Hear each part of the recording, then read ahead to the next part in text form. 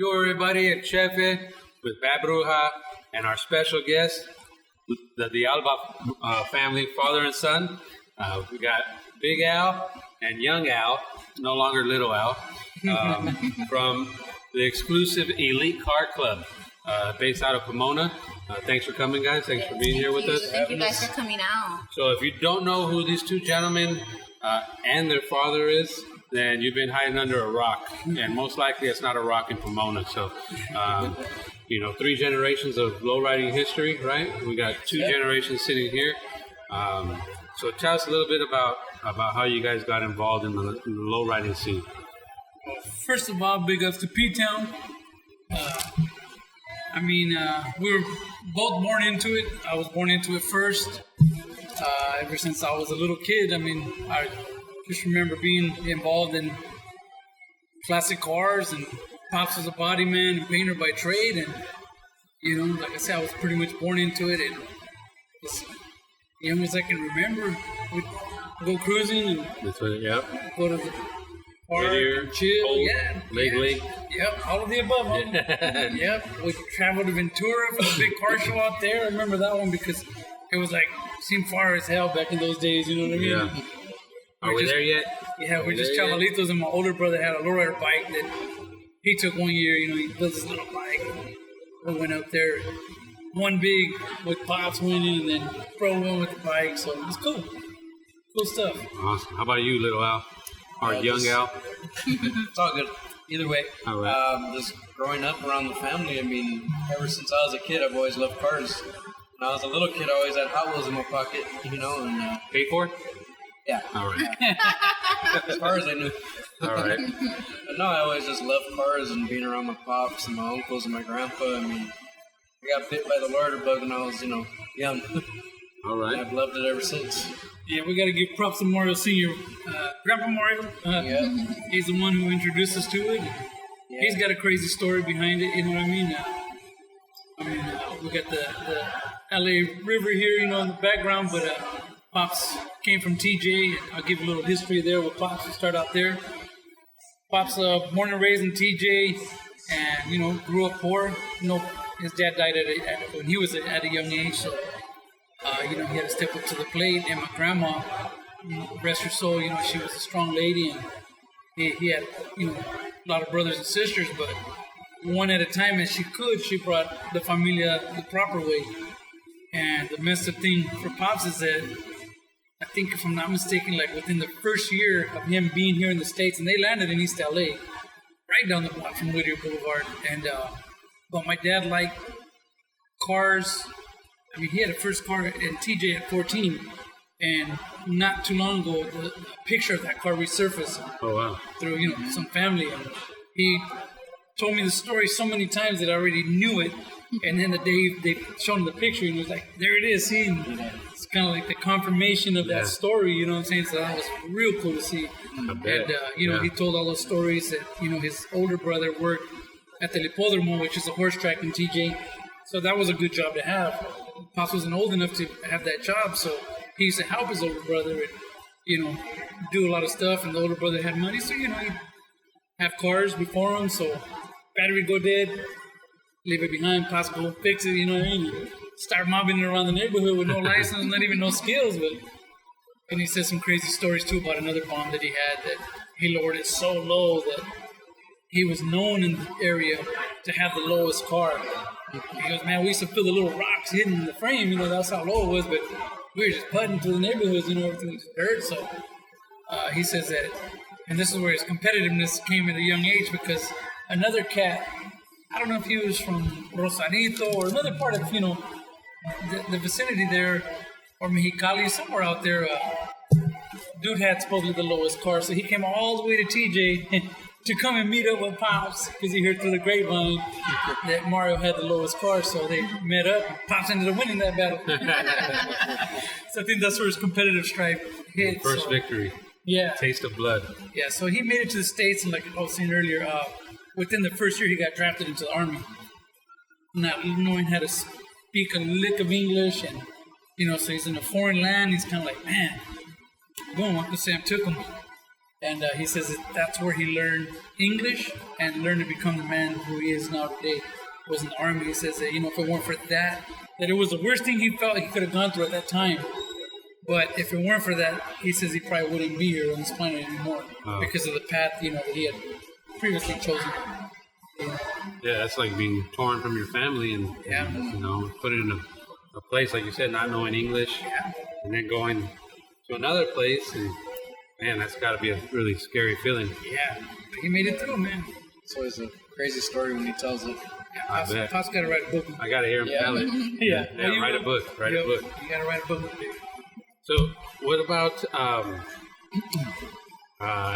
you, young Al? What, like, your pops just explained, like hearing it from his pops, and then you hear it from your pops and your grandpa. Like, what's your favorite story that you hear? I'm not putting them against each other, but like I'm sure your dad has stories and grandpa has stories, and I mean, from all of them, they always tell me some good stories, but probably my pops, he talks about his old cruising days with his Euro, and telling me about Holt Boulevard back in the day, how the mall used to be jumping, and I'm like, damn, I was born in the wrong era, I guess. Because I'm like, man, so every Sunday there was just lowriders everywhere and Euros and mini trucks. He's like, yeah, it was just the thing to do. You start at Kmart and go different places, and he's like, and you end up on Holt.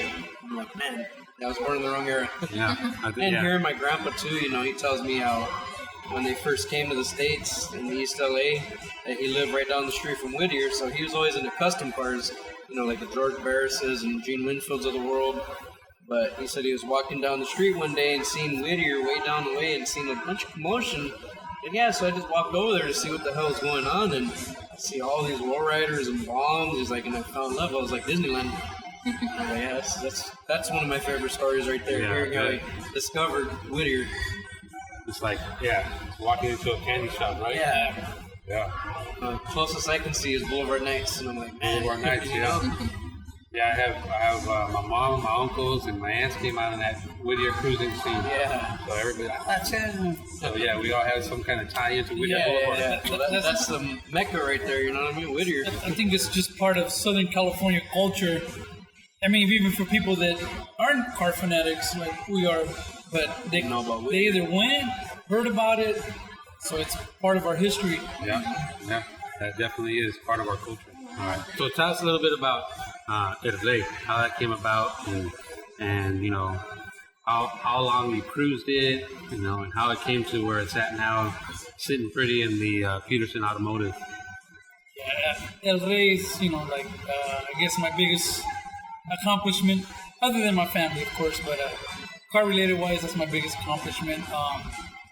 And it has a lot of history, a lot of stories behind it, and that's a movie in itself.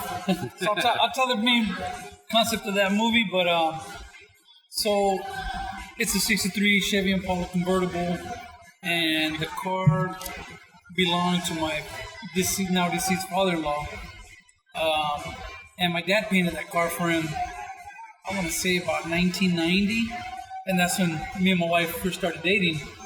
So her dad used to do upholstery, my dad's a painter. So her dad ended up renting a part of my dad's shop to do his upholstery because he had he was an engineer, so he had a real good day job. He loved passion of upholstery and he liked classic cars as well. So El Rey belonged to one of his best friends from back in the day. So he ended up acquiring it and then had my dad repaint it. And he drove it all original. He restored it to its original form. And then at about that time is when we gave the rebirth of Elite Car Club. My dad's an original member along with his primos de Rochas. So lowriding pause, and then about in the early 90s we brought Elite back. Pops even took a little break. Prior to that, me and my older brother Mario Jr. were into Euros. That was the scene, the mini trucks, the Euros. And once that fad came and went, then we jumped into the hardcore lowriders. But our Euros were lowriders. They were cut on Dayton's, and we accomplished a lot with those little cars. And so my father did the car original. He ended up jumping into the club with us, and it was about a solid 6 of us that we started. And So he was one of the original 6 when the Diablos took over the club, and so he had it all OG, and the car did well at the shows. It would win and all that. Haas painted it. Best original, one of the early Super Shows in the 90s. Yeah, in the 90s he won Best Original at the Super Show. That's when they used to have it at the Sports Arena. Yeah, the good old days, man. So that's when my dad busted out his Poco Loco bomb and won Best Bomb. And so, unfortunately, man ended up deceasing, so I ended up buying the car from my mother-in-law. So the first thing I did when I got my hands on it was put some Daytons on it and cut it and put some music. So other than that, the car was pretty much original and drove the heck out of that car. I loved driving it. I mean, I don't remember exactly how old I was at the time, but I was in my young 20s. I know that much. And being a 63 convertible, rolling the Calles of Pomona with switches, and music, it was on. So we used to enjoy it and do a lot of quinceañeras, weddings. All they had to do was just ask, and I was there. You know what I mean? That's just, I was young and just wanted to be in that car all the time. So beat the heck out of it after some years, from using it. Then I started redoing the car and started out with a candy metal flick paint job. Gonna keep it simple, reupholstery, just street clean. Tell the story about you used to drive it to Vegas, though. Oh yeah, I drove it when it was all original. I drove it to Vegas twice, 2 years in a row. Jumped in and we rolled out that's when they moved the show to Vegas. And, Cruise it or lose it, right? With the top down on me, bumping, crazy Primo Juanito riding shotgun, drunk as hell. Those are all good memories, man. And when it came back to Vegas 2 years in a row, no problems. Hit the strip and all that, man. That was the fun of it. Not even the show, was actually getting there. Right. And then hitting the guys of all there and then coming back home.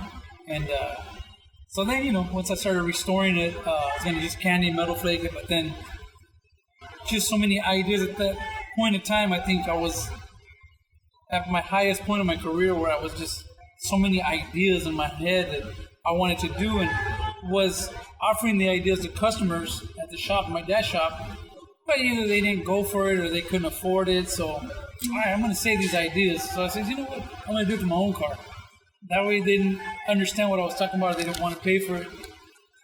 So that's what I ended up doing, just getting into the car. And one thing led to another, and we started doing all the crazy mods. But I wanted to keep it still as a car, because at that time is when we were in the transformer age of lowriding, when you'd go to the best car of the show, had a front end that went one way and a door that went the other way. And at the end of the day, I would look at the cars and say, you can't drive that vehicle.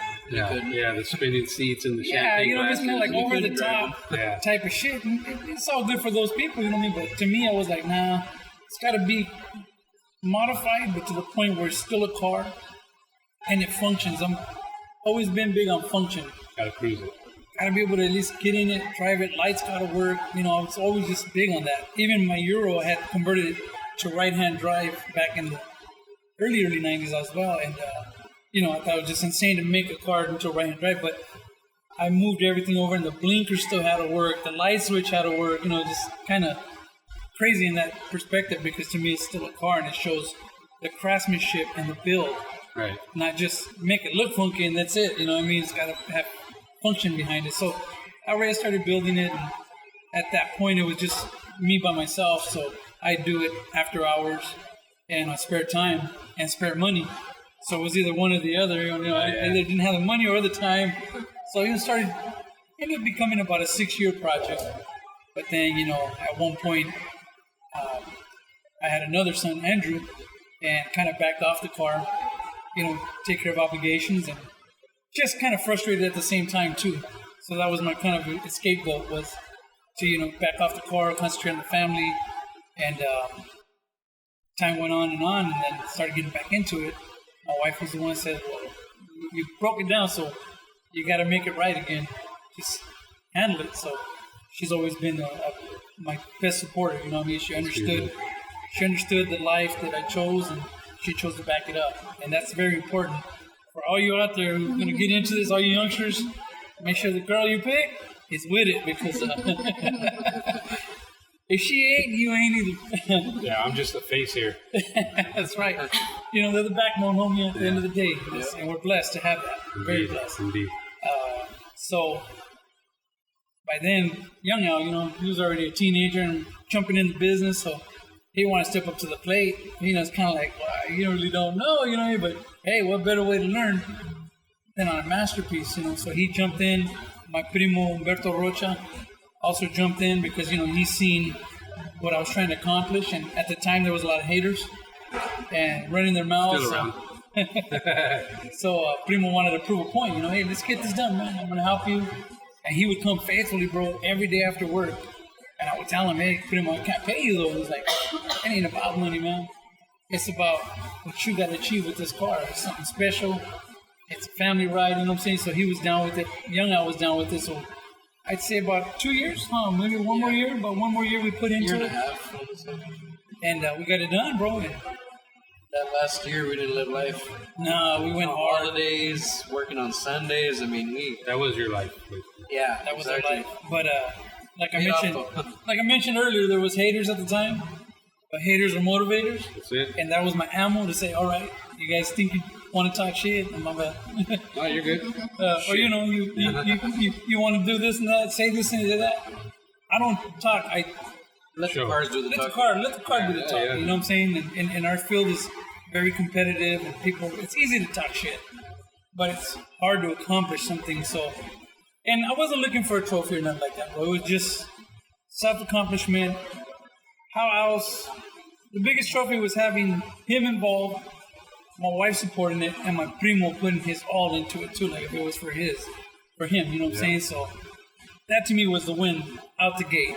It brought us together, you know what I'm saying? And we were all on the same goal.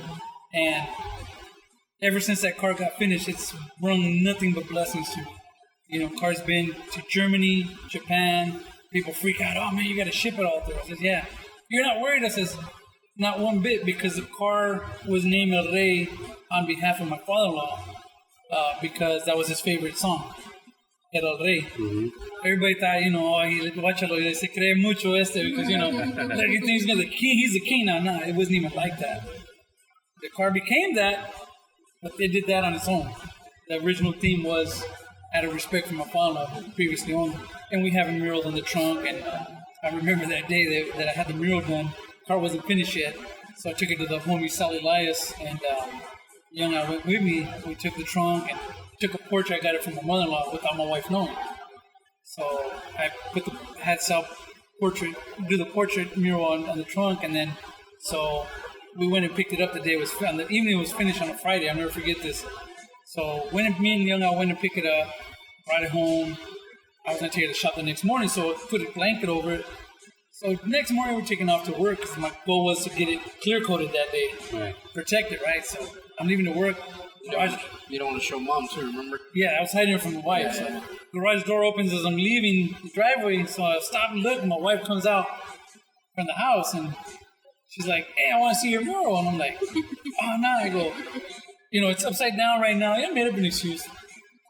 Well, what'd you put? I go, the usual lowrider, gangbang shit and brukas and that's girls and drugs. Yeah, that's it. So she started laughing. She goes, "No, you didn't. That's not you." And I'm like, "Well, come by the shop later. I'll hit you up when I finish clearing it." All right, cool.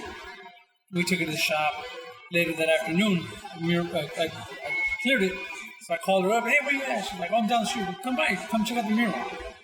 So she rolled up a little while later. I opened the spray booth doors, and the thing's sitting upside down, freshly cleared. She walked in. I let her walk in by herself, and she walked up to it, and the look on her face was priceless. She just turned around. The only bad thing is I made her cry because, she got sentida. She didn't know I was doing that. And, so after that, spend all the money you want on that damn car. Break the checkbook. Which helped. So, other than that, am I missing any happy important wife, aspects? happy life, That's right? it, brother.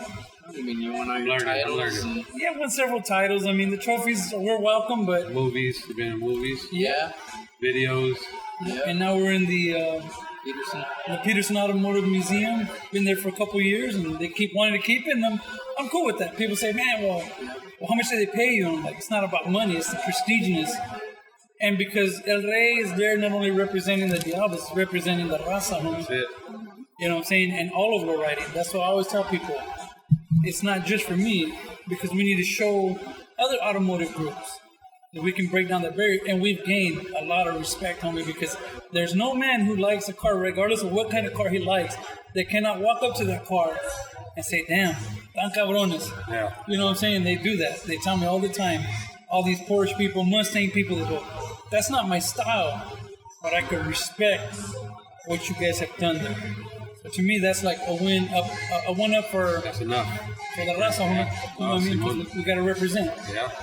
Yeah, and it also connected you to people in Oh, the definitely. lowriding community and other, like just the contacts you made from it. You know, Yeah. it's I just mean, great car has people. been nothing but blessings for us. I mean, Gift that keeps like on you giving. said, we've traveled the world because of it. Got to go to SEMA, even my car, my grandpa's car, and the Peterson now because of it. Yeah, so now we got 3 generations. We went to Canada earlier this year because of El Rey being in the Peterson, the Canadian Auto Show, got wind of it, and then they did their own research, and they said, wait a minute, there's 3 generations of this family that are hardcore into this lowrider stuff, so they took us to Canada earlier this year, which was, man, a very phenomenal trip, and we got to represent for lowriding, and 3 generations deep, homie. I mean, what more could you want? We're in Toronto, lowriding in the snow. Yeah, that's gotta be awesome. Yeah. So we met through now a mutual friend, Bobby Tribal. Shout out to Bobby Tribal. What up, Bobby? You know, it was just we were down for Chicano Park Day, Yeah. and we went and got a tour of Bobby's No, warehouse. before Chicano Park. Oh yeah, we had a tour before, and he said, "Come by on Chicano Park Day. I want to introduce you to Albert and his familia." And we were just gonna leave, and you guys pulled up in the Yeah, I trailer. remember and, that. we were out there talking, and yeah, I mean, we haven't known each other long, but with us, it's not time or blood. It's that instant connection. That man, it was there. Respect, Sure. and now we're working on a project in Memoria happening this Saturday, 26th. October 26th. Yeah, 3 to 9 at Pomona Fairplex, right? Either. That's Go with it. the bomb. Yep. It's going to be a beautiful show. It's about Dia de los Muertos, and it's about low riding, and it's about music and art. Everything just all together. Just, our culture, our what we love, the beautiful altars, the beautiful cars, and the people. And all of us coming together, enjoying music, food, just everything. Making memories. And, Yep. And the family vibe too, to bring with it.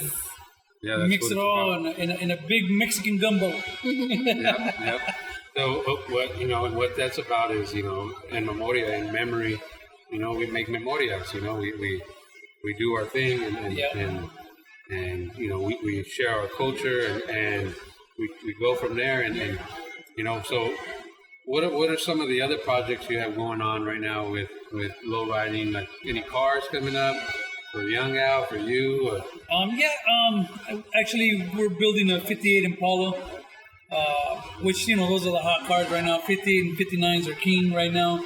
So everybody's battling for that position, you know what I'm saying? So yeah, if you got, 58, 59, you got status right now. Yeah. Because they know that's a big dog car. So I've been blessed to have a 2-door hardtop. And Young Al just finished painting it for me. So he's expressing his art form, and he's doing it big. So hopefully early 2020 we'll have it done. Like always, we make our deadlines, but we're blessed with a lot of work, so business comes first and then the personal stuff. But that's one we have in the making. We're debating. The next En Memoria, it'll be out there. Oh, definitely. And then now he's like the devil on my shoulders, bro, because he starts mapping stuff out, and I like to leave well enough alone, but he's the one who likes to stir up the pot. Yeah. He's feeling in your shoes. Yeah, so now he's bugging me to throw a crazy paint job on the 56 rag that I have, the Bel Air. So, Like, you don't have to do anything. I'll do it. Don't worry about it. so how can I say no to that? So that may happen. That's a future project, and then he's got a Lincoln on deck too that he wants to get busy with. So.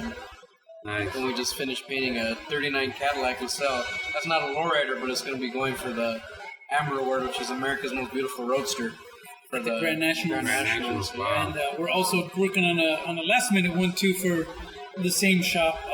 That's a 32 Roadster. Yeah. So that one got just thrown at us like 2 weeks ago, and we're gonna have it done. And about a month. Yeah. So a lot of sleepless nights coming. But All right. You're not joking when you guys say you're busy. yeah, but that's allowing us to step into a different platform with the hot rod guys. You know what I mean? They've already seen what we could do on the lowrider side. Actually, low rod kind of thing. yeah. Well, actually, their style is a lot easier to paint than our style, except for the Cadillac that you just mentioned, because we did it black.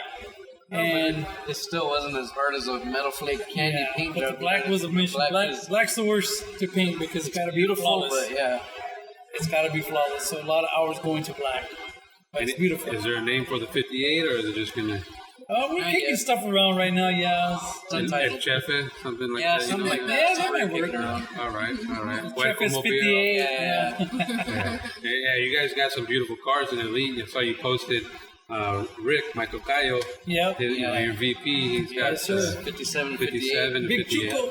Yeah. And he's got another one, right? The blue Impala. 61. Yeah, the only one, and he's building a couple projects right now too. He's as crazy as we are. Yeah. Always Good building. match. Always building. When we get around each other, it's like all the hell we do is top cars and what we're gonna do and what we're doing. So I just feel bad for the haters, homie, because I don't feel bad for them. they think that we fall asleep, but we don't sleep. You don't feel bad for them because you're giving them more to hate them. That's right. That's what we do. Yeah. So let's talk a little bit, about food and music. It goes in hand with low riding. Yeah. Here at Dia de los Puercos, Nicole and I, we, along with our team, Carlos. Shout out to Carlos Ponce. So Carlos. He we work on meshing the cultura to us. It's the food, the music, the cars, the vehicles, the drinks. Yep. We got that All strawberry the Chicano hill. culture. We got, Yeah, we got the paper bags. That's dope. We do. That's We the touch. do. We can. We got the taquitos, the weenie. Old school. We were just talking about it, and you were saying like Sam Torres. Yeah, shout out the to homie Sam Sam. Torres. Yeah, what's up, He Sam? talks about the the tacos, the weenie. Yeah. MC Pancho called them cholo dogs. So everybody's got their story. So we tie everything in. How do you guys tie? Everybody does it. So like food and music, and we all know the freeway bag and drinking and low riding. They go hand in hand. Oh hell yeah. Or the red cup. The red cup. Yep. So what are some of the foods that take you back, like growing up? Or... Man. Your carnitas. He meant my carnitas, like the just like Mama used to make. Yeah. How about you? Is there a specific dish that reminds you of growing up? Like your mom would make you like, here, eat this and go play, or Or your favorite dish? or your favorite dish here, or Don't say McDonald's, fool. I was a McDonald's kid.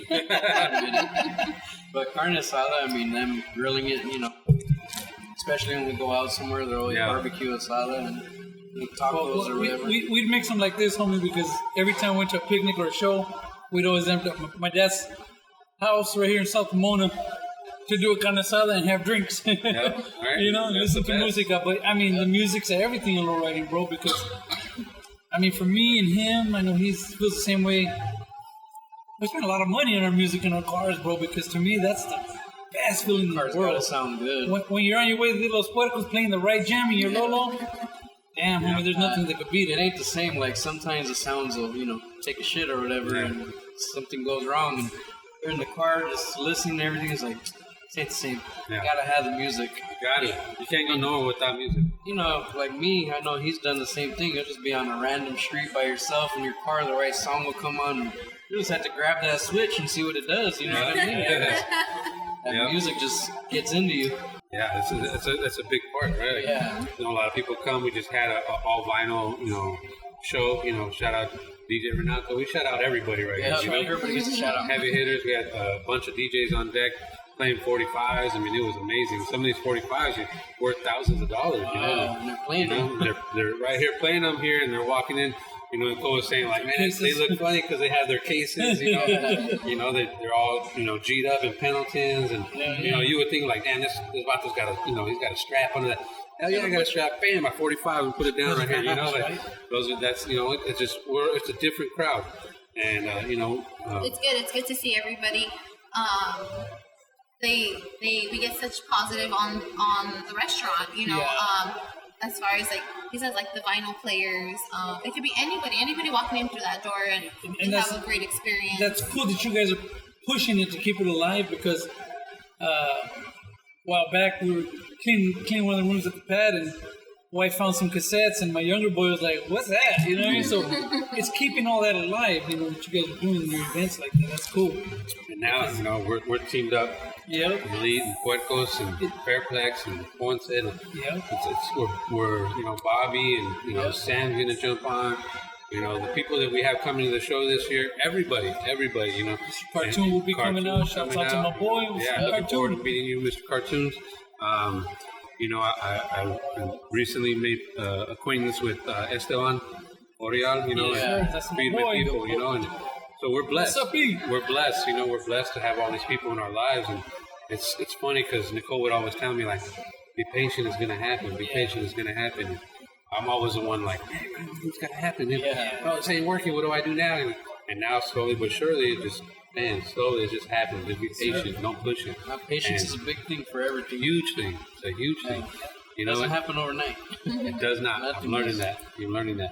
You know, You're in the mix of very good company, man. yeah. We're blessed to have that. Blessed. Very blessed. And we're working on this show now, you know, En Memoria, and I'm excited for it. And it's leading into other things, you know, whether it's the art walk.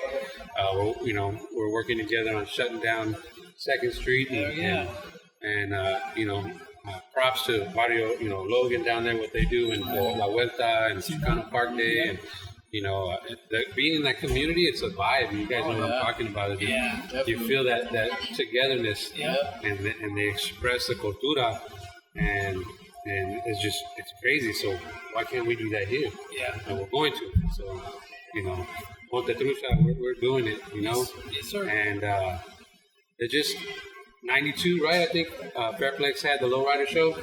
Yeah. It's been a minute, And the riot broke out. Yep. And it took some work, and we had to meet up with Chief of Police, the city officials, and, you know, we got it going.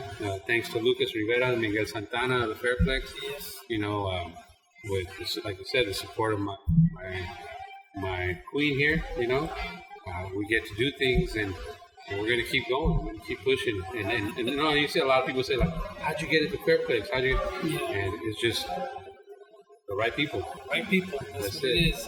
And I think En Memoria, I already feel it, that it's something special.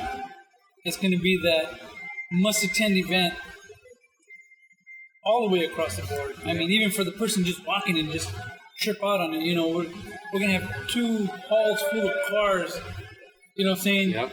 And then all the entertainment happening outside. I mean, it's just going to be one big monster good time party with good vibes, and, you know, remembering those who are not with us anymore. So that just adds another, you know, element of our culture. Special To me, element. it feels like not just a typical car show, you know, like Chicano Park's not just a typical car show. Bobby's a legacy show. It's not just a typical car show, you know what I mean? This isn't, you know, because it's more than just, you know, about trophies and stuff like that. Yeah. You know, we're still having those too. It's a very special event, you know, and Tradition. Yep.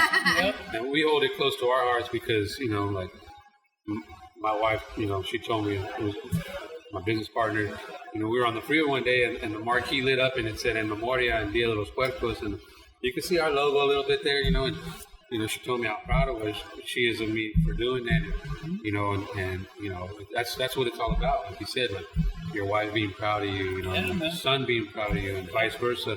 You know, those, you know, I'm proud of my wife because, you know, we've grown together since we started, just like you in the lowrider scene, us in the restaurant scene. You know, so now growing together, and then we know that the sky's the limit with being together. So, you know, I want to thank you guys for, again, you know, giving us your time today. Yes. You know, and sharing some stories. I know there's a lot more, and for all you out there, there's a lot more coming. So, shout out to Ponte Trucha Califas for hooking me up with the hat, Bobby Tribal and the gear. You know, keep an eye out for all of us. We're coming at you. Once again, thank you. God bless. Thank you, Make guys. sure you're there. Appreciate it. This Saturday, October 26th, An after party. 3 to 9 p.m. And we got the after party right here at Dia de los Puercos Pomona with the Elite Car Club co-hosting with us. We'll have music, comida, of course, drinks. But come through. If you don't make it to the show for some unexcusable reason, come to the after party. and we can tell you everything that was great that you missed. So until the next time, ahí te guacho y nos vemos pronto. Really?